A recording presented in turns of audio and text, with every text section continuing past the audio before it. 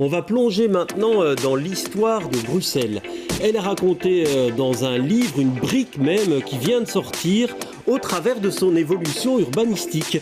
Des changements pas toujours faciles à retracer. Cela a demandé plusieurs années de travail aux auteurs de cet ouvrage que j'ai le plaisir d'accueillir ce soir. Michel Debeul, bonsoir. Bonsoir. Vous êtes co-auteur, vous, de ce livre, Bruxelles, histoire de planifier. Alors c'est vrai que ça n'a pas été simple de faire ce livre à un certain moment, quoi, les archives n'étaient pas disponibles, il a fallu un peu chercher partout. Certains étaient disponibles, d'autres beaucoup plus éparses, je dirais.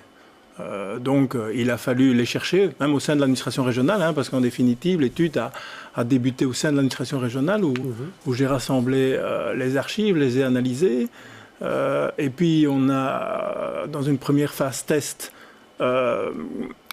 consulter les archives communales qui parfois sont vraiment... Sans lacunaires, ouais. Non pas lacunaires, mais qu'elles sont difficiles d'accès pour ne pas dire mal rassemblées. Ouais. Voilà, donc c'est assez difficile, mais les autorités communales essayent au fur et à mesure d'améliorer les choses. On le voit par exemple avec la commune de Saint-Gilles. Alors vous retracez toute l'évolution de l'aménagement du territoire et on voit en fonction de l'évolution de cette planification que vraiment il y a eu des priorités différentes au fil du temps.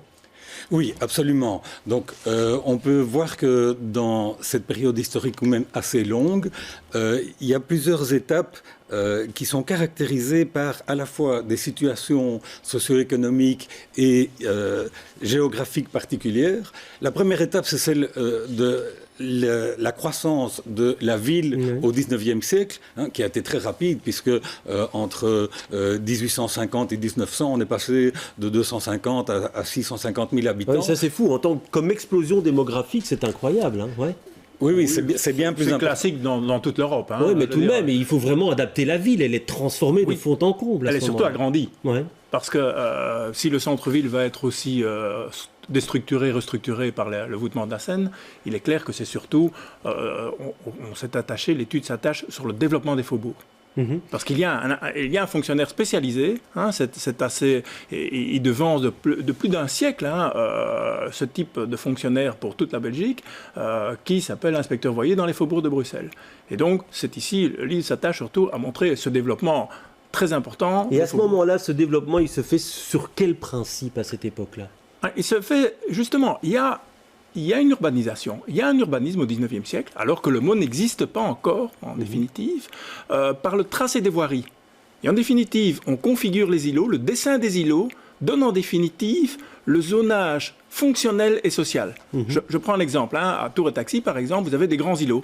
Dans les grands îlots, automatiquement, ils peuvent accueillir des fonctions commerciales ou industrielles. À côté, vous avez des plus petits îlots. À ce moment-là, c'est tout de suite des petites maisons avec parcellaires, des petits jardins. Et donc, vous avez donc une coexistence fonctionnelle et sociale déterminée par le tracé des îlots. Alors on le voit effectivement en parcourant votre bouquin, qui est votre livre, qui est une vraie mine d'or. Il y a une succession de plans dont certains ne sont pas appliqués. Et puis celui dont on se souvient, c'est évidemment le plan après toute cette période, le plan de développement de la ville dans les années 50. C'est ce qui continue aujourd'hui, 1950, c'est ce qui continue à marquer très fort. Ah, bien entendu, vous savez comme moi que l'actualité nous a rappelé les grands projets autoroutiers, puisque la question du viaduc Herman de Brou est venue sur la table après celle du viaduc Reyers et après la suppression du viaduc sur le Léopold II. Donc dans les années 50-60, la philosophie était l'adaptation de la ville à l'automobile et la modernisation de la ville sous...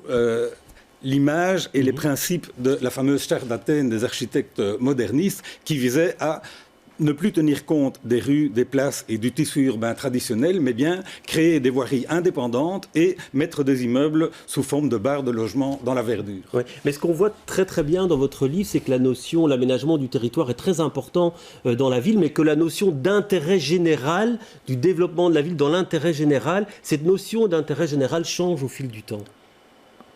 Non, simplement, il y a des conflits parce que dans un autre livre que notre direction avait publié, on l'a intitulé d'ailleurs « Espace partagé, espace disputé ».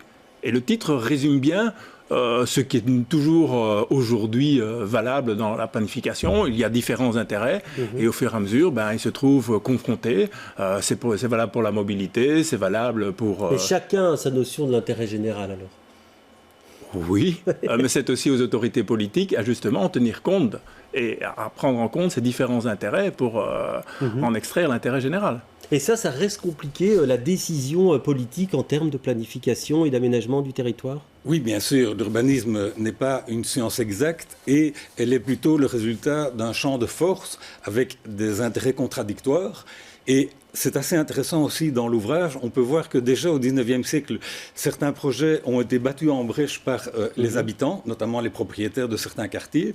Et depuis le plan de secteur de 1979, à Bruxelles, nous avons une procédure de transparence démocratique à propos des projets d'aménagement et une vivacité très importante de la part des comités d'habitants. Donc il y a un dialogue permanent qui est censé justement mettre en place les conditions d'équilibre entre les intérêts privés, les intérêts publics et les intérêts des habitants. Ouais. Alors, c'est une procédure assez particulière et extrêmement intéressante, je tiens simplement à le résumer, parce que si les habitants, dès le 19e siècle et partout en Europe, ils participent à l'élaboration du plan, ici, cette procédure de concertation, c'est participer à la gestion du plan, à la gestion du plan pendant toute sa vie, lorsqu'il est en vigueur. Et donc, vous avez, lorsqu'on dépasse certains seuils, eh bien, une procédure spéciale de publicité, de concertation, qui fait que les habitants et les contestataires et autres, ceux qui approuvent aussi les projets, participent à la gestion du plan. Ouais. Alors, ce sera ma dernière question. On parle souvent de Bruxelles comme un joyeux désordre en matière urbanistique, et c'est ce qui fait son charme. Est-ce que vous, après avoir étudié toute cette évolution, vous confirmez cette hypothèse-là, ou vous avez un avis différent? Oui, alors ce qui est très frappant, c'est que la structure des espaces publics, elle, est assez pérenne. Donc, les grands tracés léopoldiens qu'on connaît, avec l'avenue de Tervuren, le boulevard Léopold II, etc., sont des éléments très structurants de la ville que les habitants et les gens qui viennent travailler à Bruxelles connaissent bien. Après, le côté plus déstructuré, il est plutôt lié aux opérations immobilières. Donc, la destruction d'un certain nombre de quartiers dans les années 60-70 a amené effectivement à des variations très importantes dans l'image de la ville. Et malheureusement, c'est ce qu'on a qualifié de bruxellisation, donc un phénomène où les destructions étaient plus importantes en dehors des périodes de guerre que pendant la guerre. Oui, M. Debeul, rapidement. Oui, simplement, aussi Bruxelles a changé, dès les années 50, elle a changé de statut. Elle est passée d'un statut de ville provinciale, je le mettrai entre guillemets, bien évidemment, au statut de capitale continentale. Et donc là, forcément, il y a eu des destructions aussi importantes de quartiers, parce qu'on parle de la mobilité, mais il y a aussi le fait qu'elle est devenue capitale de l'Europe. Et donc au détriment du quartier Léopold et du quartier de Rond-Point-Schuman, par exemple.